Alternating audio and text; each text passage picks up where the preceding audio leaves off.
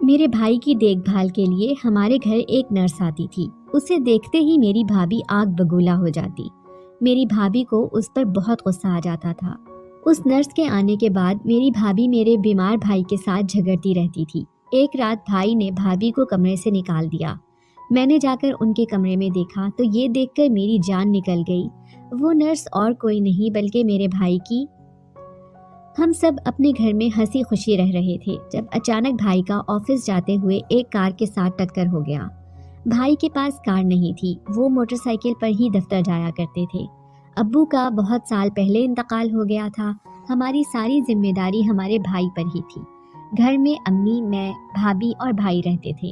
ہمارا گھرانہ ایک خوشحال گھرانہ تھا، مگر اچانک سے بھائی کی حادثاتی ایکسیڈنٹ نے ہم سب کو ہلا کر رکھ دیا تھا۔ بھائی کا باس بہت اچھے دل کا مالک تھا۔ اس نے ایکسیڈنٹ کے بعد بھائی کی بیماری کے سارے اخراجات اٹھائے۔ بھائی کی ٹانگ شدید زخمی ہو گئی تھی۔ اسے فوری طور پر ICU میں منتقل کیا گیا اور اس کا آپریشن شروع کیا گیا۔ بھائی کے باس نے بڑھ چڑھ کر بھائی کا ساتھ نبھایا اور اس کا آپریشن کامیاب رہا۔ ایک ہفتے تک بھائی ہسپتال میں ایڈمٹ رہے۔ ان کی شادی کو ابھی 6 ماہ ہوئے تھے۔ نہ جانے میرے بھائی کے گھر کو کس کی نظر لگ گئی تھی۔ ابھی تو انہوں نے اولاد کی خوشی بھی نہ دیکھی تھی اور بستر سے جا لگے تھے۔ بھابھی کا تو رو رو کر برا حال ہو گیا تھا۔ بھابھی بھائی کی کالج فیلو رہ چکی تھی۔ ان دونوں کی محبت کافی گہری تھی۔ بھائی نے بھابھی کے لیے امی کو بتایا کہ میرا ارم کے ساتھ رشتہ طے کروا دے۔ ارم بہت ہی نیک لڑکی تھی۔ وہ کالج میں بھی عبایا پہن کر جاتی تھی۔ اس کا باپ ایک مہذب آدمی تھا اور مسجد میں امامت کرواتا تھا، جبکہ اس کے بھائی بھی سارے ہی مذہب سے گہرے تعلقات رکھتے تھے اور 5 وقت کے نمازی تھے۔ بھائی نے بھی اپنے لیے ایسی ہی نیک بیوی کا انتخاب کیا تھا۔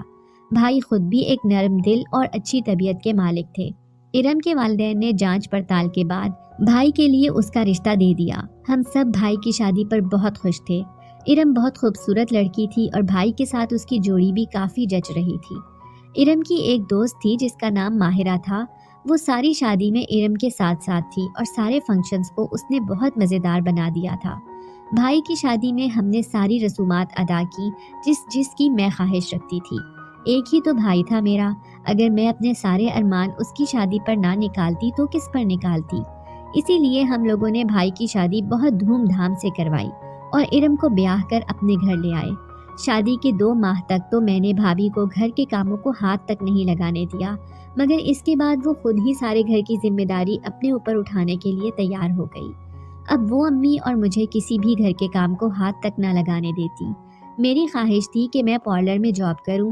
مجھے بیوٹیشین بننے کا بہت شوق تھا، جس میں بھابھی نے میری کافی زیادہ مدد کی۔ میں نے بیوٹیشین کا کورس کر کے پارلر میں جاب کے لیے اپلائی کر دیا تو میں سلیکٹ بھی ہو گئی، جس کا سارا کریڈٹ میں نے بھابھی کے نام کیا کیونکہ ان کے بغیر یہ ناممکن تھا۔ امی شوگر پیشنٹ تھی، مجھے گھر میں رہ کر ان کا خیال رکھنا پڑتا تھا۔ پھر بھابھی نے یہ ذمہ داری اپنے اوپر لے لی کہ میں امی کا بہت اچھے سے خیال رکھوں گی، انہیں دوائی وغیرہ بھی وقت پر دے دیا کروں گی، تو تم دل لگا کر اپنے کورس پر توجہ دو اور اسے مکمل کر کے جاب کرو۔ بھائی نے بھی اپنی پڑھائی مکمل کر کے جاب کے لیے اپلائی کیا تھا تو وہ فوراً سلیکٹ ہو گئے تھے۔ ابو ابھی حیات تھے کہ بھائی بھی نوکری پر لگ گئے تھے، اسی لیے ہمیں کبھی بھی کسی بھی چیز کی کوئی کمی پیش نہ آئی تھی۔ ابو کے جانے کا صدمہ تو بہت تھا، مگر گھر کے حالات پھر بھی بہتر تھے۔ بھائی نے بھی ہمیں کسی بھی چیز کی کمی نہ ہونے دی تھی، مگر اب بھائی پر بہت برا وقت آ گیا تھا۔ یوں ہسپتال سے ڈسچارج کروا کر ہم بھائی کو گھر لے آئے۔ بھابھی بھائی کے لیے کافی فکر مند تھی اور ان کا بہت اچھے سے خیال رکھتی تھی۔ 2 دن بعد بھائی کی ٹانگ میں پھر سے درد کی ٹیسیں اٹھنے لگی جو ناقابل برداشت تھی۔ ان کے کمرے سے بھائی کی چیخیں سنائی دیتی تو امی کا بلڈ پریشر ہائی ہو جاتا۔ امی بھائی کو اس قدر تکلیف میں نہیں دیکھ سکتی تھی۔ امی دن رات ان پر پڑھ کر پھونکتی رہتی تاکہ میرے بیٹے کی تکلیف کچھ کم ہو۔ پھر میں نے بھائی سے کہا کہ کیوں نہ ہمیں ڈاکٹر سے رابطہ کرنا چاہیے۔ آپ کی دوائیں تو ساری چل رہی ہیں، مگر ہو سکتا ہے کہ ڈاکٹر سے بات شیئر کرنے سے مسئلے کا کوئی حل نکل آئے، کیونکہ رات ہوتے ہی بھائی کی ٹانگ کا درد شدت پکڑ لیتا تھا۔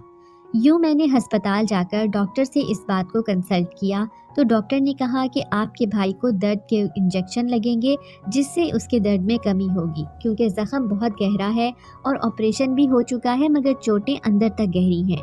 وہ ٹھیک ہونے میں کافی وقت لیں گی، اس لیے آپ کو جب بھی درد کی شدت محسوس ہو تو آپ انہیں انجیکشن لگوا دیں۔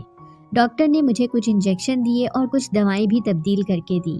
میں وہ دوائیں لے کر گھر آ گئی۔ پھر میرے ذہن میں ایک خیال آیا کہ ہمارا گھر خاصا دور ہے، کیوں نہ میں بھائی کے لیے ایک میل نرس کا بندوبست کروں جو رات کے وقت ہمارے گھر میں ہی رکے، کیونکہ جو سچویشن بھائی کے اوپر گزرتی تھی اسے ہینڈل کرنا ہم سب کے بس سے باہر تھا۔ اسی لیے میں نے ہسپتال جا کر ایک میل نرس کو ہائر کروایا۔ ڈاکٹر نے بھی اس رائے کو درست کہا۔ یوں میں اس میل نرس کو لے کر گھر آ گئی۔ جب گھر پہنچی تو بھابھی کے گھر والے بھی بھائی کو دیکھنے آئے ہوئے تھے۔ بھابھی کا گھر ہمارے گھر سے بہت دور تھا۔ جب میں گھر کے اندر آئی تو وہ نرس بھی میرے ساتھ آیا۔ اس نے اپنا سامان ٹیبل پر رکھا اور انجیکشن بھرنے لگا۔ بھابھی کے ابو کا رنگ اڑنے لگا۔ اس نے جلدی سے ارم بھابھی سے کہا کہ تم جا کر پردہ کرو، تم کس طرح سے ایک اجنبی مرد کے سامنے بے پردہ رہ سکتی ہو؟ اس لیے تو ہم نے تمہیں یہاں نہیں بھیجا تھا کہ تم یہاں آ کر بے پردگی کرو۔ ان کی بات سن کر میں کافی گھبرا گئی کہ مجھے یوں اس طرح سے اس میل نرس کو گھر میں نہیں بلانا چاہیے تھا، مگر میں نہیں جانتی تھی کہ بھابھی کے گھر والے پہلے سے ہی گھر میں موجود تھے۔ یوں بھابھی نے اپنا نقاب کیا اور باہر امی کے کمرے میں چلی گئی۔ نرس نے بھائی کو انجیکشن وغیرہ لگایا اور اس کی دوائیں بھی تبدیل کی۔ میں نے ان سے کہا کہ آپ رات میں دوبارہ آ جائیے گا۔ یہ سن کر بھابھی کے ابو بہت غصہ ہوئے اور انہوں نے کہا کہ میل نرس کو رکھنے کی کیا ضرورت تھی؟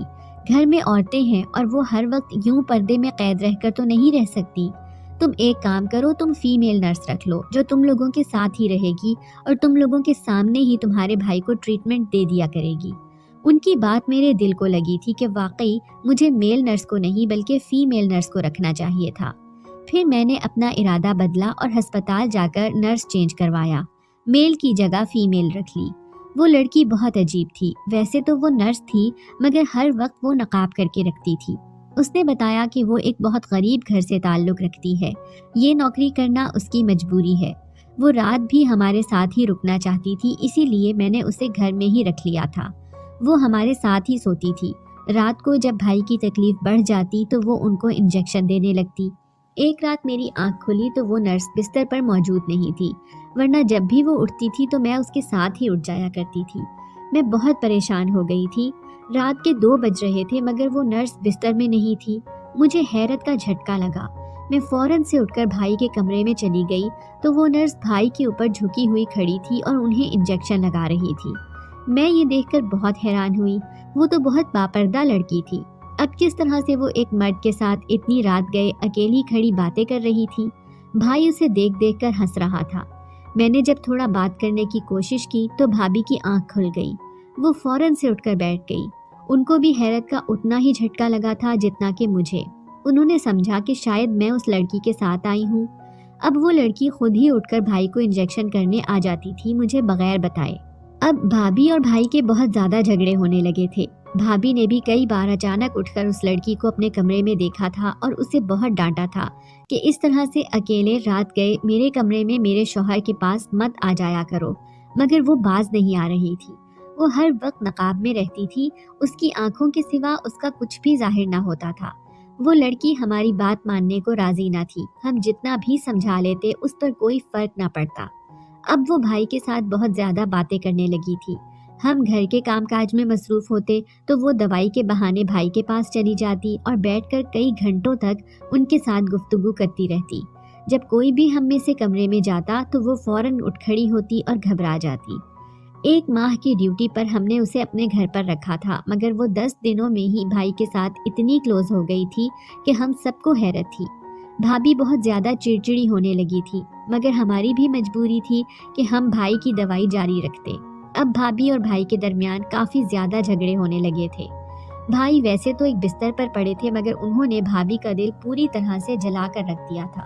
بھابھی اب دن رات روتی رہتی تھی اور کہتی تھی کہ میں کس سے اپنے شوہر کی شکایت کروں، ان کے تو کوئی آگے پیچھے بھی نہیں ہے، ایک ماں ہے وہ بھی بیمار رہتی ہے، میں ان سے بھی اپنے شوہر کی شکایت نہیں کر سکتی۔ بھابھی اتنی اچھی تھی کہ امی کو کچھ بھی پتہ نہ چلنے دیتی تھی، ان کے دل کا سارا حال میں ہی جانتی تھی۔ یہ نرس روزانہ صبح کو گھر چلی جاتی اور رات کو 8 بجے آ کر یہاں سو جاتی۔ ایک رات وہ اپنی بستر میں لیٹی ہوئی تھی، جب میں نے اس کا کمبل ہٹایا تو میری روح کانپ گئی، کیونکہ یہ تو بھابھی کی وہی دوست ماہرہ تھی جو شادی میں بھی ان کے ساتھ تھی۔ پھر جب میں نے بھابھی سے اس کا ذکر کیا تو بھابھی کہنے لگیں کہ یہ تو پہلے سے ہی میرے شوہر پر عاشق تھی، ہم لوگ کالج میں ساتھ پڑھتے تھے، اتفاقاً میری شادی تمہارے بھائی کے ساتھ ہو گئی اور اس کا عشق ادھورا رہ گیا۔